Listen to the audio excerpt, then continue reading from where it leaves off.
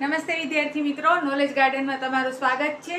આજે આપણે સંભાવના અસાઇનમેન્ટ 2024 જો આ અસાઇનમેન્ટ છે આપણા કને બરોબર। આ 2024ની જે પેપર સ્ટાઇલ હતી એમાં વિભાગ ડી ની અંદર પણ તમને સંભાવના આપેલી છે। તો વિભાગ ડી ની અંદર કયા કયા પ્રકારના તમને સંભાવનાના દાખલા પૂછી શકે જે તમારી બુકમાં પણ નથી। હવે વિદ્યાર્થીને એવું થાય કે બુકમાં ન હોય ને એટલે પેપરમાં આવે એટલે મૂંઝાઈ જાય કે આવું તો કોર્સમાં છે નહીં, પણ તમે જે દાખલા ગણ્યા છે, જે મેથડથી ગણ્યા છે, બસ એ મેથડને પકડી રાખો તો તમને એ દાખલા આવડી જાય।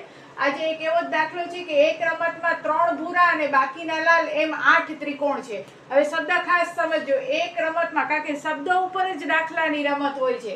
3 ભૂરા અને બાકીના લાલ, લાલ કેટલાય નથી કીધો, 3 ભૂરા એમ કીધો છે, એમ કુલ 8 ત્રિકોણ છે। તો મેં અહીંયા લખ્યું છે 3 ભૂરા ત્રિકોણ અને કુલ 8 ત્રિકોણ। તો 8 માંથી 3 બાદ કરું તો બાકીના 5 કેવા હશે? લાલ ત્રિકોણ હશે। જો 3 ભૂરા અને બાકીના લાલ અને એમ 8 ત્રિકોણ, 8 ત્રિકોણ એટલે કુલ 8 ત્રિકોણ છે। ભૂલથી લાલ ને 8 નહીં લઈ લેવાનું, નહીં તો તમારા દાખલાનો જવાબ ના આવે, કારણ કે ઉતાવળે રકમ વાંચો 3 ભૂરા અને બાકીના લાલ 8 એટલે 8 લાલ લખી નાખ્યા તો તમારો સરવાળો ખોટો થાય। 3 ભૂરા બાકીના લાલ એમ 8 ત્રિકોણ છે। અહીંયા એમ 8 ત્રિકોણ એટલે કુલ 8 ત્રિકોણ છે, જેમાં 3 ભૂરા છે ને બાકીના લાલ છે, એટલે લાલ આવશે 5।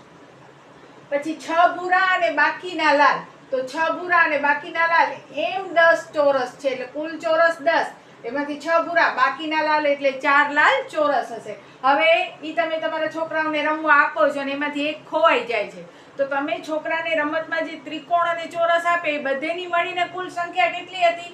તો 8 ત્રિકોણ અને 10 ચોરસ, એટલે કે કુલ સંખ્યા કેટલી થઈ રમતના સાધનની? 18 થઈ, બરોબર?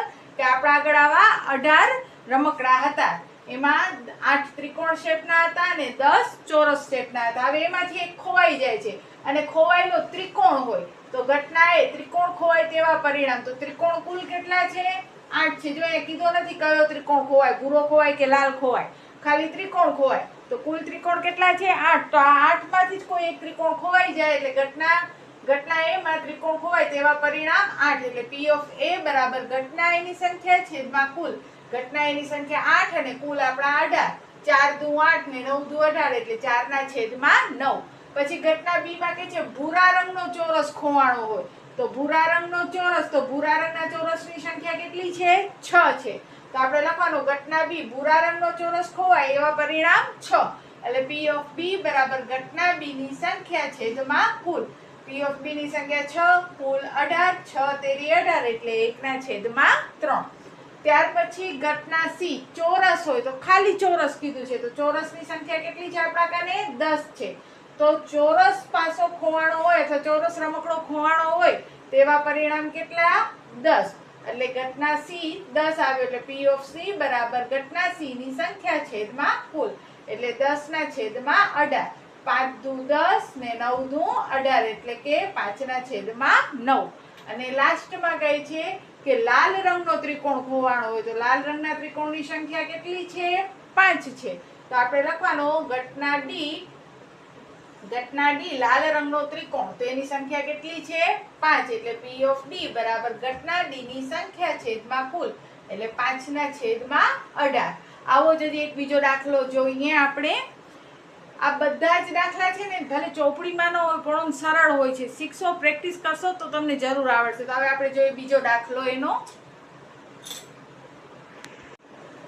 હવેની જે રકમ છે એ જરાક આ રીતની છે કે એક પાસા ઉપર 0, 1, 1, 1, 6, 6 અંકિત થયેલા છે। તો આવા બે પાસા એક સાથે આપણે ફેંકીએ છીએ, એટલે પાસા ઉપર 1, 2, 3, 4, 5, 6 નથી લખેલા, 0 પછી 3 વાર 1 ને 2 વાર 6 લખેલા છે, અને એ બે પાસા આપણે એક સાથે ફેંકીએ છીએ।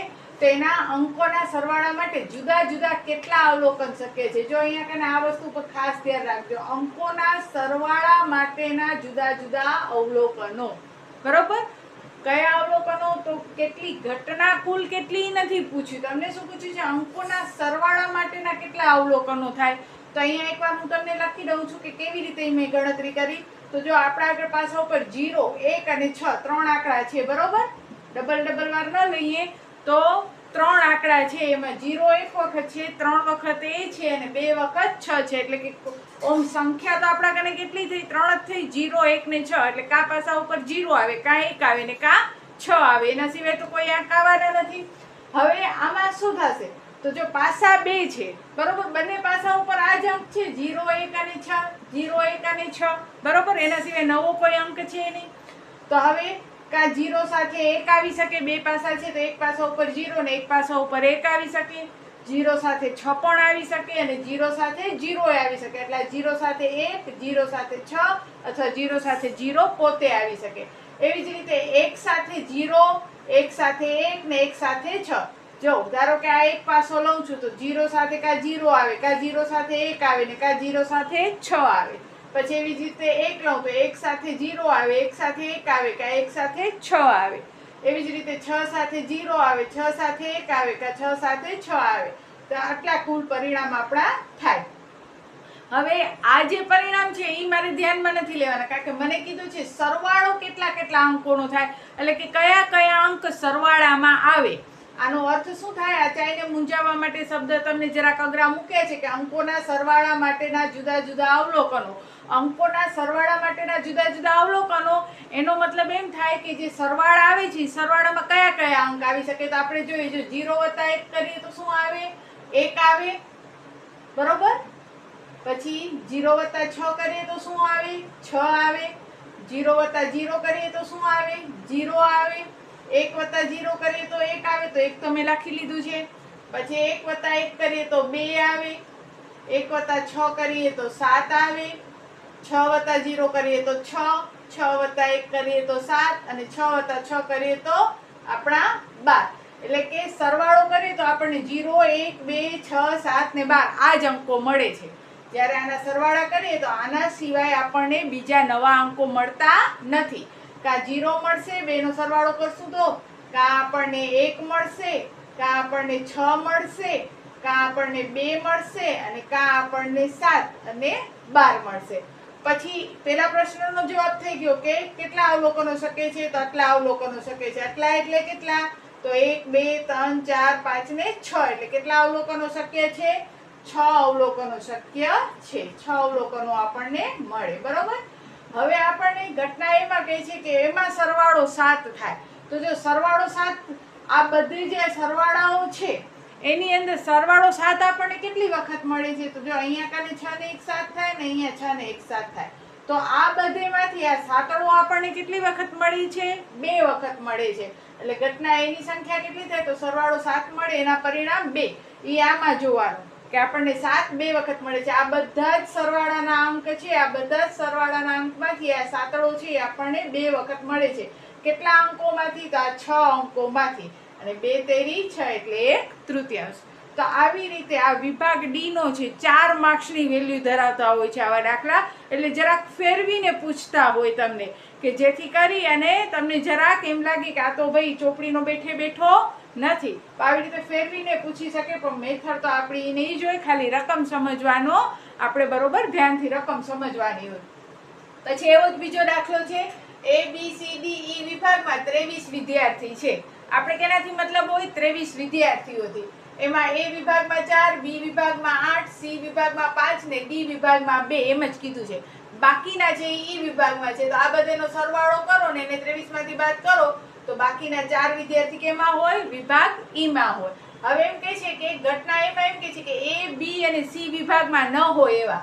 તો જો A માં ન હોય, B માં ન હોય ને C માં ન હોય તો શેમાં હોય? D અને E માં જ હોય. એટલે કે 4 ને 2 6. A, B, C માં ન મળે એવા વિદ્યાર્થીની સંખ્યા કેટલી? 6. એટલે P of A બરાબર ઘટના એની સંખ્યા છેદમાં કુલ વિદ્યાર્થી, એટલે 6 ના છેદમાં કુલ વિદ્યાર્થી કેટલા? 23. એના પછીનો જે એક દાખલો અહીંયા મેં રકમ લખી રાખી છે, પણ એનો જવાબ હું અહીંયા લખું છું કારણ કે અહીંયા કને બોર્ડમાં પછી તમને દેખાશે નહીં. હવે કે છે 2 ખેલાડી છે, વૃંદા છે અને વિદ્યા છે, બંને મેચ રમે છે. હવે વૃંદા જીતે એની સંભાવના તમને કહી દીધી છે 0.62 અને વિદ્યા જીતે એની સંભાવના તમને શોધવાની છે. હવે વૃંદા જીતે તો વૃંદા જીતે એના માટે હું લખીશ P of A. P of A એટલે કે વૃંદા જીતે છે બરોબર. હવે વૃંદા જીતે એની સંભાવના મને આપી દીધી છે એ લોકોએ 0.62 અને વિદ્યા જીતે એના માટે હું આપીશ P of A નો 12. વિદ્યા જીતે. હવે જો વિદ્યા જીતે બંનેમાંથી એક જ જીતી શકે, કોઈ દી એક ભેગી બે તો ન જીતે. વૃંદા જીતે તો વિદ્યા હારે ને વિદ્યા જીતે તો વૃંદા હારે. હવે જો વિદ્યા જીતે તો વૃંદા શું થઈ જાય? હારી જાય. એટલે આપણે વૃંદા જીતે એના માટે P of A આપ્યો છે, તો વિદ્યા જીતે તો એના માટે P of A નો 12, કારણ કે વિદ્યા જીતશે તો વૃંદા હારી જશે.